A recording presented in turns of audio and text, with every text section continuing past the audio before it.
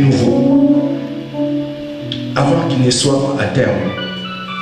Je vous les laisse entendre. C'est Isaïe qui a dit ça. C'est pour cela que Dieu a parlé. Les premiers événements se sont déroulés. Mais Dieu veut nous annoncer de nouveau. C'est pour cela qu'Isaïe nous dit, je vous les laisse entendre. Bien-aimé, l'heure est venue pour toi et moi d'écouter la parole de Dieu. Ce n'est ni par la force humaine, mais c'est poussé par le Saint-Esprit que les hommes ont parlé de la part de Dieu. Bien-aimé, prépare ton cœur maintenant. Après ces cantiques d'adoration, nous allons nous préparer pour recevoir la parole de Dieu. Le pain de vie, l'eau qui étanche nos soif.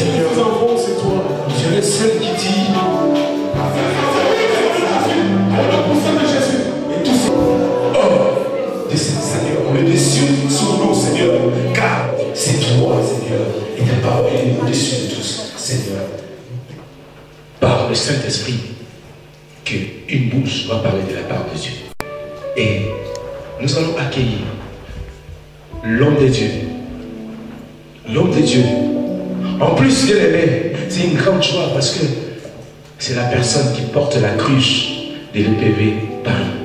Bien-aimé, c'est encore une joie pour toi et moi d'acclamer la parole de Dieu quand je dis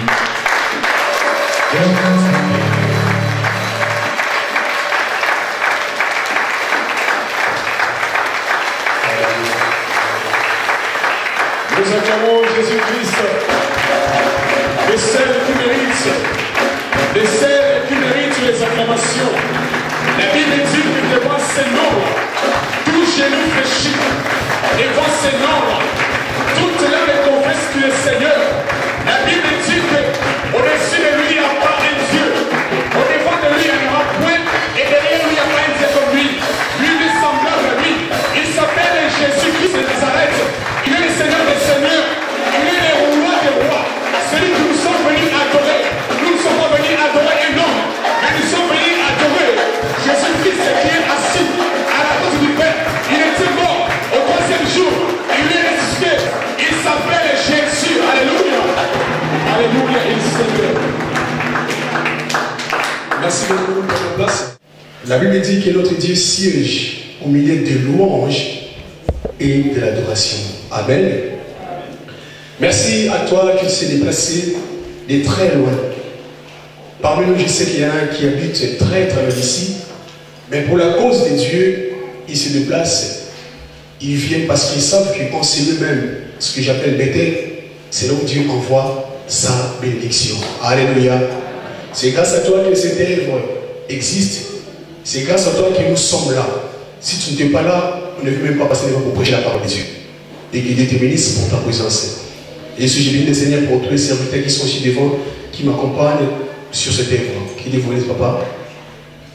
Et bien, ce matin, je veux que nous partagions un thème que nous connaissons tous. Nous avons l'habitude d'écouter. Je crois que ça, c'est la deuxième fois que je partage cette œuvre.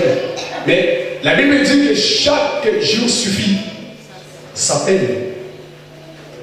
Donc le thème de ce matin, c'est la foi et la parole. La foi et la parole. La Bible dit dans le livre des Hébreux, chapitre 11, verset 1. Nous connaissons tous ce passage. La foi est une ferme assurance des choses qu'on espère et une démonstration de celles qu'on ne voit pas. Nous avons passé deux mois de prière. Chacun de nous a essayé de s'adresser à Dieu, a demandé à Dieu des choses que moi je ne connais pas. Mais pour l'obtenir, la Bible dit, il faut que tu aies une assurance. C'est comme si la chose, tu l'avais déjà acquise. Et une démonstration, c'est-à-dire que tu dois démontrer, c'est comme si tu avais déjà acquis la chose. Un exemple, tu demandes à Dieu un travail. Un travail, tu ne peux pas rester à la maison. Le travail ne viendra pas à la maison. Tu as fait une prise du travail. Donc ça veut dire que tu dois te mettre dans la peau de celui qui travaille. Lève-toi le matin, tu te déplaces pour aller chercher chez ANP dans des agences. C'est ça la foi. Tu demandes à Dieu, ne reste pas couché. Si tu restes couché, mais rien ne se passera. Dieu ne descendra pas du ciel pour donner le travail à ton lit, c'est impossible. Il a fallu que tu te déplaces, mets-toi dans la peau de celui qui travaille aussi. Lève-toi le matin, tu prends le train, tu te déplaces, chercher le travail, chercher comment travailler, chercher, approche-toi de ceux qui travaillent. Et en ce moment-là, tu vas le travail. Et la Bible dit, celui qui frappe, fait quoi? À celui qui frappe, on l'ouvrira. Celui qui cherche, trouve. Bien que ça marche de paix. Tu demandes un mariage à Dieu. Il y a des sœurs ici qui sont là qui demandent le mariage. Les frères comme les sœurs. Tu dois déjà voir les mariages et détache chez toi des choses qui ne donnent pas gloire à Dieu. Tu demandes à Dieu un mari, mais tu vis avec des copines. Ça ne marche pas comme ça. Tu dois te mettre. Oh, c'est comme si tu te prépares pour le mariage. Vois déjà comment sera ta robe blanche. Marche déjà comme celle qui sera bientôt mariée. Alléluia.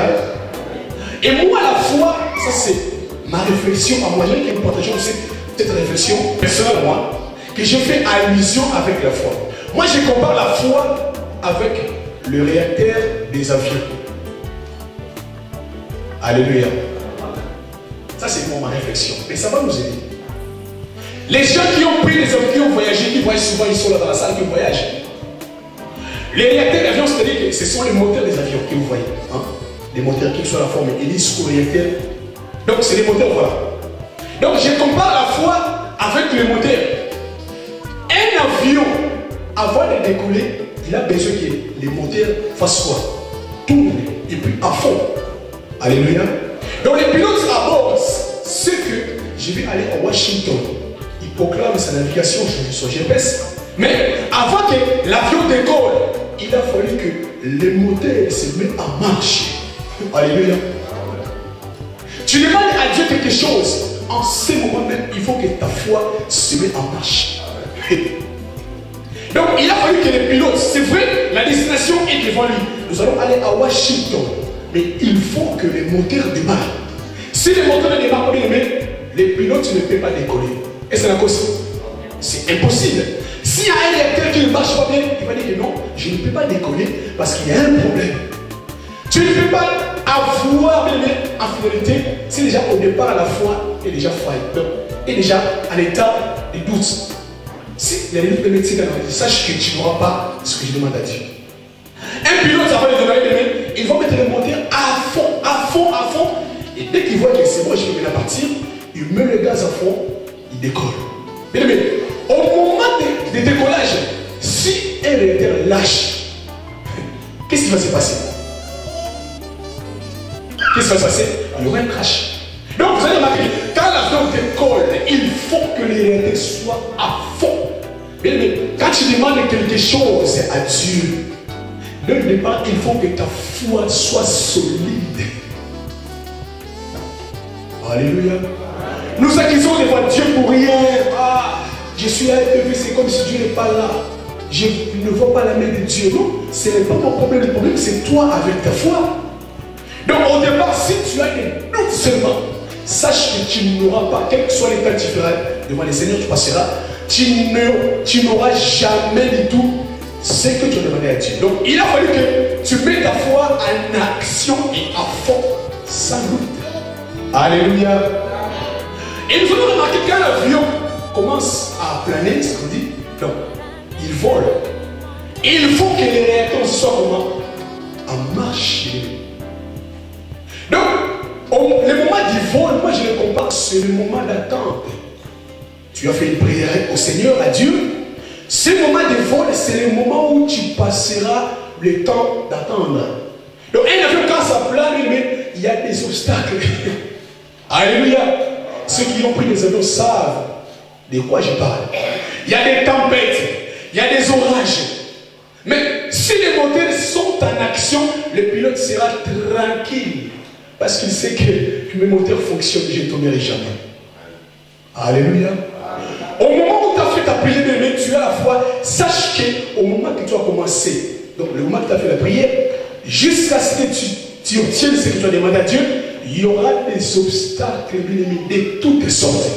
Le diable passera pour te faire du mal. Il y aura des tempêtes, il y aura des vagues. Mais si ta foi défaille comme ces moteurs, tu vas tomber. Et nous avons remarqué, le pilote, quand l'avion vole comme ça, qu'est-ce qu'il fait? Vu le trajet, le trajectoire, il active ce qu'on appelle le pilotage automatique. Et voilà les qui là. Pourquoi? Parce que le pilote ne peut pas quitter la France ou Paris jusqu'à Kinshasa en étant en train de conduire, c'est impossible. Bon, il peut faire ça, mais il va se fatiguer, il va s'ennuyer. Donc, il appuie pour ne pas se fatiguer. Mais au moment où tu attends quelque chose de la part du Seigneur, si ta foi est gérée par toi-même, tu seras fatigué. Il a fallu que tu appuies sur le Saint-Esprit. Alléluia. Est-ce que tu vois ce que je dis? Donc, tu ne peux pas gérer ta foi au moment où tu as commencé à faire la prière jusqu'à ce que tu obtiennes ta chose. Il a fallu que tu demandes un secours quelque part. Le secours, c'est le Saint-Esprit. Le pilotage automatique, c'est le Saint-Esprit qui va soutenir ta foi quand il y aura des tempêtes. Alléluia. Alléluia.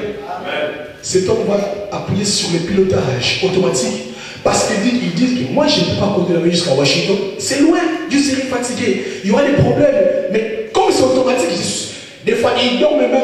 Le pilote, des fois, il peut dormir, il prend son café tranquillement. Ramène-moi ça, ramène-moi ça. Il est tranquille. Il est sûr que nous allons arriver.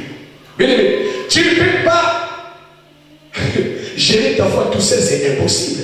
Tu peux le faire, mais tu seras fatigué. Tu vas être fatigué. Mais ce matin, je veux te dire que ta foi doit être accompagnée avec le Saint-Esprit.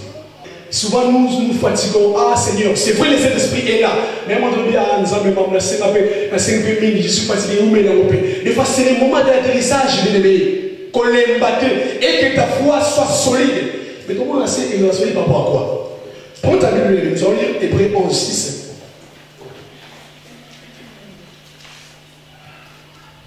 Hébreux chapitre 11, verset 6. Tu connais cette parole aussi. Mais il y a parce que des fois, la Bible dit, or sans la foi, il est impossible de lui être agréable. Car il faut que ceux qui s'approchent de Dieu croient que Dieu existe. Et il est le rémunérateur de ceux qui le cherchent. Mais c'est comme si nous avons deux fois. Mais c'est la même foi. Quand tu demandes la chose à Dieu, tu as besoin de la foi, de mettre la foi en pratique. Or, papa, c'est ce passage. Donc, notre vie dépend de la foi. Donc, il est impossible de lui être agréable. Sans la foi, tu ne peux pas plaire à Dieu. Donc, tout ce que nous faisons, quand nous mangeons, tout ce que nous faisons, c'est par la foi. Qui a déjà vu Dieu? Personne. Donc, nous croyons que Dieu existe par le moyen de quoi? De la foi. Nous croyons que Dieu a fait ça, On n'était pas là, mais par la foi, nous croyons que Dieu existe. Et si tu es là, tu marches sans la foi, sache que tu n'es pas agréable à Dieu. Je veux dire que on ne peut pas marcher dans cette vie chrétienne sans le Saint-Esprit. Alléluia. Alléluia. Ta foi, bien aimée, ici-bas, doit être accompagnée avec le Saint-Esprit. Maintenant, je te pose la question. Est-ce que tu crois que Dieu existe? Crois-tu que Dieu existe? Crois-tu que Jésus-Christ est le Fils de Dieu et le Dieu? Crois-tu que le Saint-Esprit agit? Mais pourquoi des fois, pourquoi dans ton corps il n'agit pas? Et si même examiner, quand tu fais ta prière, après la prière, hein, voilà maintenant ton comportement. Tu n'auras pas la réponse aussi longtemps que tu ne respectes pas les questions que Jésus posées. Comme Dieu existe, comme le Saint-Esprit agit, pour qu'il agisse dans ma vie, il faut que ma foi ne défaille point. Il faut que je marche dans la vie de sanctification. Alléluia. Alléluia. Après ta prière, voilà, essaie de faire l'introspection de ta façon de marcher. Des fois, nous condamnons le Seigneur. Oh Seigneur, j'ai prié. Ça fait des années que je sais à l'église, mais je ne vois pas la main de Dieu. Mais tu oublies que ton comportement ne plaise pas au Saint-Esprit qui est à toi. À la veille, j'avais dit, quand j'ai enseigné, je disais à l'église que le plus grand défaut des hommes, nous tous, je dis, sans exception, le plus grand défaut des hommes, ce n'est pas accepter ses défauts. Ça, c'est le plus grand défaut de tout le monde. Quand il y a un problème ou quand des gens se battent, tu t'arrives. Mais qui a commencé? Personne ne dira c'est moi. Et c'est la cause. Non. Personne ne dira que c'est moi qui ai fait ça. Mais ce n'est pas la peine qu'on en parle trop. C'est moi qui ai. Papa, excuse-moi, les rares. Le plus grand défaut de l'homme, c'est accepter ses défauts. Alléluia. Alléluia. Et j'avais dit à la veille que quand tu n'acceptes pas tes défauts en toi, tu deviens automatiquement orgueilleux. Tu deviendras automatiquement orgueilleux sans que tu te rendes compte. Or, la Bible dit que notre Dieu fait grâce à qui? Aux simples. Il résiste à qui? Aux orgueilleux. Mais accepte des fois tes défauts, quel que soit ce que tu es. Nous tous, même dans nos pays, il faut aller coucher. Il faut aller dire dans mon salut. La chose là qui vont rien. Comme disait il y a une cause avec la raison. Mais on dit on a Sony. Ah, Sony, on a une alléluia. C'est l'orgueil, nous tous. Moi, ça m'arrive aussi des fois. On peut essayer, moi, pour la chérie, on a raison. Là, je vous l'ai dit. Amen. Mais moi, je n'ai pas montré, je dis que non, elle a raison. Mais est-ce que toi, tu le fais? Donc, tu as prié à Dieu, mais aussi le temps que ton état en toi reste pareil, tu n'obtiendras jamais ce que tu as demandé à Dieu, malgré ta foi. Au finir le pilotage automatique, c'est ce qui se passe à la tête. Et quand il y a un avion, lâche un avion, qu'est-ce que nous remarquons? Il y a quoi? Il y a crash, il y a des morts. Et quand le Saint-Esprit te lâche, il y a beaucoup de gens aujourd'hui sont devenus incrédules parce que à ce moment-là, une balle, ça fait des noms, ils ont voté, ah bien, ils n'ont pas mal, qu'est-ce qu'ils ont dit? On commence incrédule. Et en ce moment-là, le diable vient te récupérer et il a craché dans ta vie. Amen. Lisons maintenant Matthieu 21, 21, 22. Matthieu chapitre 21, verset 21, 22. Matthieu 21, 21 à 22. Si tu n'as pas la Bible, demande au service des protocoles, ils te donneront une Bible. Gratuit. Dans l'assemblée, quelqu'un n'a pas une Bible? Lève ta main là où tu es. On va te donner une Bible. Pas dire. Matthieu 21, 21 à 22. J'ai lu Matthieu 21, verset 21 à 22. Jésus leur répondit. Écoutez.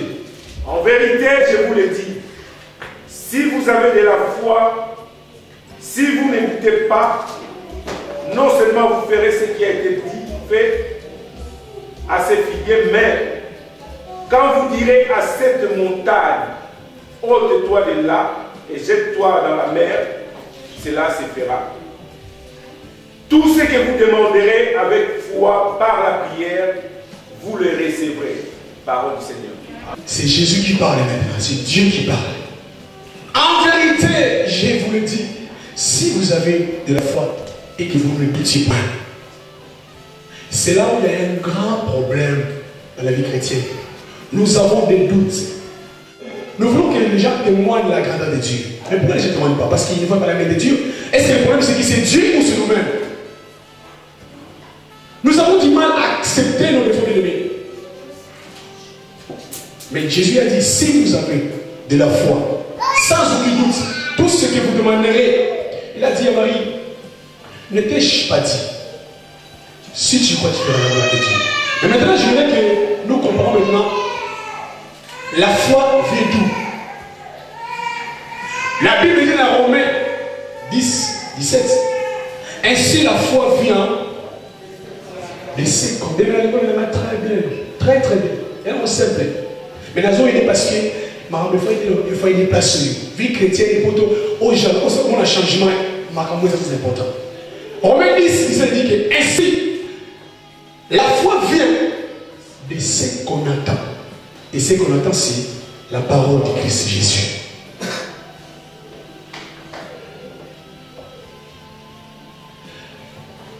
Jésus-Christ, il est la parole. Donc, quand tu entends la parole de Dieu, et en ce moment-là que ta foi va être solide. C'est-à-dire que notre foi va se poser sur la parole de Dieu. La parole devrait être la base, les socles, les fondements. Si en toi tu n'as pas la parole de Dieu, quelle que soit ta foi que tu as, ce n'est même pas important. Donc ta foi va s'asseoir sur la parole de Dieu. Qu'est-ce que tu écoutes toi? Il y a de ceux qui adorent la musique qui m'emmène. Tout ce que tu écoutes, moi je le compare avec les hormones, comme le médicament que nous prenons. Donc c'est-à-dire quand tu prends trop de médicaments, en toi ça forme ce qu'on appelle les hormones. Donc les hormones, ce sont des substances chimiques qui se créent dans notre sang et ça peut influencer notre organe. Quand tu écoutes que de la musique, confie l'humidité, en toi il y aura maintenant conflit qui prendra place dans ton cœur. Et vous allez remarquer, il y a des ceux qui ont conflit l'humidité. Mais c'est normal parce qu'en lui il y a conflit l'humidité. Quand on commence à dire automatiquement, comme il y a conflit l'humidité, c'est très difficile. Mais pour la canalisation, c'est très difficile. Si on a 5 compris la canalisation, il faut plus. Mon conseil, c'est là, il fait souvent avoir. Mais les six sont venus à Kofi, à break. À ce moment-là, musicien, à ce moment-là, musicien, ça veut dire break. Mais c'est normal parce qu'en lui, il y a quelque chose de limité. Mais dis-moi maintenant, toi, tu es comme ça. Dis-moi, attention à la foi, est-ce que c'est ça va? Mais celui qui écoute la parole de Dieu, il lit la parole de Dieu, en lui, il y a quoi? Il y a la parole de Dieu. La Bible dit que c'est par la bonheur du cœur. Ne bouge pas. Tout ce que tu sors en toi, sors en Dakana. Il va nous en Dakana solo. Si tu ne pardonnes pas, ça veut dire qu'en toi, il y a un esprit qui ne pardonne pas les gens. En toi, il y a un diable qui est assis. Malgré ta foi, malgré ta prière, zéro. Arrêtez de condamner le Seigneur. Jésus a dit, si vous croyez seulement, vous croyez seulement, vous verrez. Jésus est la parole. Une fois, Jésus s'est marché. Et là, il fait, je crois, Luc 5, je crois. Ouais, Luc 5 et la 7. Jésus qui s'est aidé, il voulait prêcher la parole de Dieu. Il arrive au bord de la mer, il y avait la foule derrière lui. Il voulait prêcher comme ça, mais vu la foule, il a voulu se retirer quelque part pour parler de loin. Il a vu 2 barques. L'histoire des Pierre, nous connaissons. Il est parti, il a payé une barque. Il a annoncé la parole de Dieu. À la fin, il a dit à cet homme, maintenant jette ton filet. Qu'est-ce que Pierre avait dit? Ah Seigneur, on a travaillé comment? Toute la nuit, Seigneur. Toute la nuit. Toute la nuit. pêche, expert en poisson. Il savait que c'est à lui que le pêcheur tente facilement les poissons. Mais il a dit, Seigneur, nous avons travaillé toute la nuit. Mais si vous lisez qu'il va, Pierre avait dit ça, Seigneur, qui c'est que j'aime bien? Sur ta parole. Alléluia. Ça c'est, sur ta parole, j'éterai mon filet. Mais écoute, maintenant ce qui s'est passé, c'est la musique de la Katagatouane. Jésus, quand il a dit, jette ton filet, il savait que Pierre n'a pas eu de poisson, oui ou non? Il savait. Donc quand il n'y a pas de poisson, il n'y a pas de poisson. Mais quand Jésus dit, jette ton filet, c'est une parole prophétique, c'est Dieu qui a, c'est la parole de Dieu le Créateur. Il avait ordonné au poisson de se réunir quelque part. Alléluia. Donc quand il parlait de jette ton filet, automatiquement il a ordonné au poisson de se réunir là où Pierre devait jeter son filet. Et quand Pierre avait jeté son filet, vous dites suite, il y a l'équilibre, mais c'est normal, c'est Dieu qui a parlé. Et ils ont payé. Mais maintenant cette parole-là, c'est ce que je dis, mais c'est Jésus qui est en toi. Donc en toi tu as une parole prophétique aussi, non? Deuxième exemple. Moi, c'est Matthieu. Et là, Matthieu 21, je crois. Matthieu 21, 18. Je ne te vois. Matthieu 21, 18, totalement 19, 21. Un jour, Jésus-Christ avait faim. Il marcha. Il avait envie de manger. Il avait de boire un figuier. Il s'est déplacé. Arrivé sur place, il ne voit pas les fruits. Jésus-Christ a dit donc en toi, il n'y aura plus de fruits. Mais une fois, je disais que dans un, je ne sais pas si c'est dans quel chapitre, on disait que ce n'était pas les moments. Hein? Donc ce n'était pas les moments où. Donc, comme voilà, ce n'était pas la bonne saison, que c'était où il devait donner les fruits. Donc, comme chez nous, il y a des saisons manga, manga sédé, manga maï, il y a des saisons. Dieu savait que ce n'est pas la bonne saison. Mais quand il s'est déplacé, donc c'est pareil avec les poissons. Dieu, quand il s'est déplacé, il avait déjà ordonné un fruit. Il a ordonné déjà qu'il y a Vous voyez ça? C'est comme si cet arbre n'a pas obéi à Dieu. Amen. Donc c'est comme si l'arbre n'a pas obéi à Dieu. Du coup, il a été maudit. Et si vous lisez Jean 14, mais comment est-ce qu'il a séché? C'est là où il leur avait dit que si vous avez la foi, hein? Si vous avez la foi, vous ferez même des choses plus grandes de ce que moi je fais. Ah, vous avez pas noté? C'est tout à m'enseigner. On va dans Jean 14. Jean 14 et 12. Jean 14, 12. En vérité, je vous le dis, celui qui croit en moi fera lui aussi les œuvres que je fais, mais il en fera de plus grandes parce que je m'en vais au Père. Il a fait comment? Il a fait comment? Grande. Merci beaucoup. Celui qui croit en moi, donc ces gens ont vu le figuier sécher, mais c'était hyper impossible. Mais Jésus leur disant que celui qui croit en moi, à ma parole, fera des choses plus grandes. Mais pourquoi ça ne marche pas? Parce qu'en nous, la foi, ça ne repose pas à la parole de Dieu. Ta foi n'est pas en conformité avec la parole de Dieu. C'est pourquoi tout ce que tu demandes à Dieu est quasi nul. Là où tu es aimé, ta foi se repose sur quoi? Ta foi se repose sur quoi quand tu es là? Qu'est-ce que tu écoutes? Qu'est-ce que tu écoutes dans tes oreilles? Donc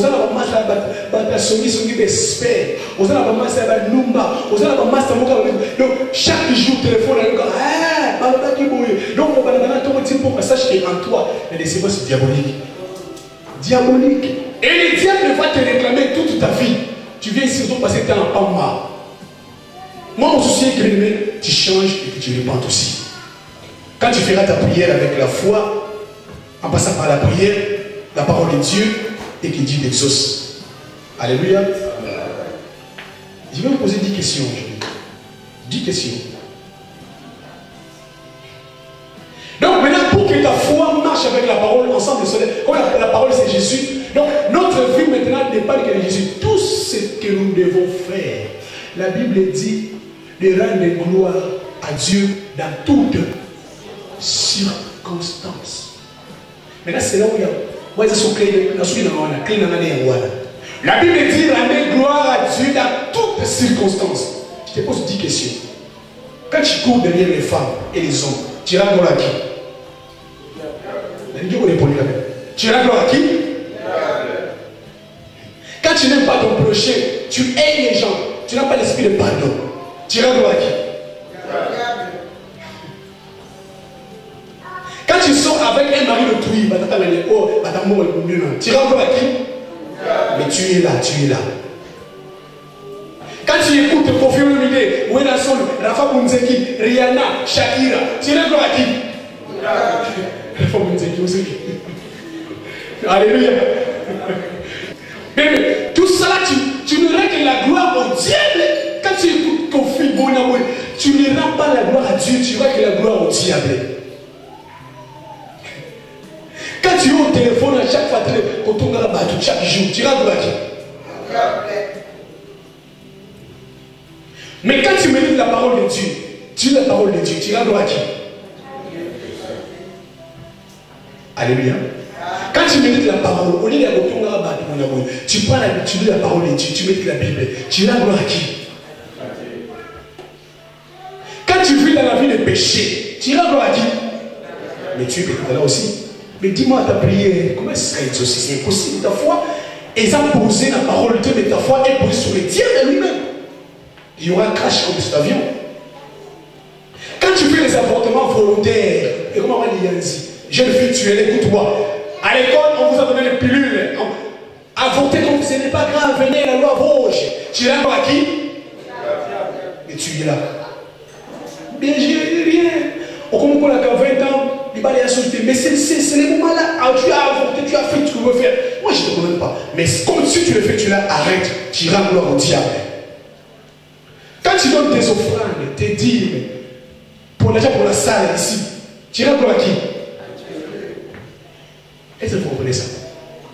Rendons gloire à toutes les choses. Quand tu fais les choses bien, tu donnes les aumônes, tu aides les gens. Elle me dit, ne vous laissez pas à faire du bien. Là, tu rends gloire à qui? Et quand tu marches dans la vie de sanctification, tu rends gloire à qui? Et j'aimerais là pour dire que marchez dans la vie de sanctification pour que votre foi soit sur la parole de Dieu. Comme lui-même il est saint, il est saint, votre foi sera à conformité avec sa parole et vous réussirez dans votre vie. Que Dieu vous bénisse.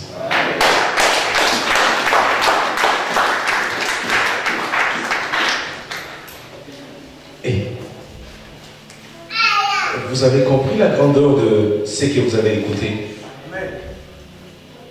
Est-ce que la hauteur des acclamations est parallèle? Mais je ne crois pas. Ça mérite encore des acclamations.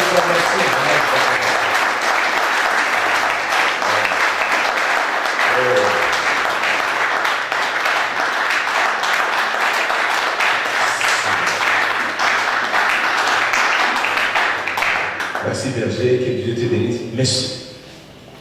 Merci pasteur. D'accord. Merci pasteur pour ces messages. Celui qui se sanctifie davantage. Bien aimé. C'est pour cela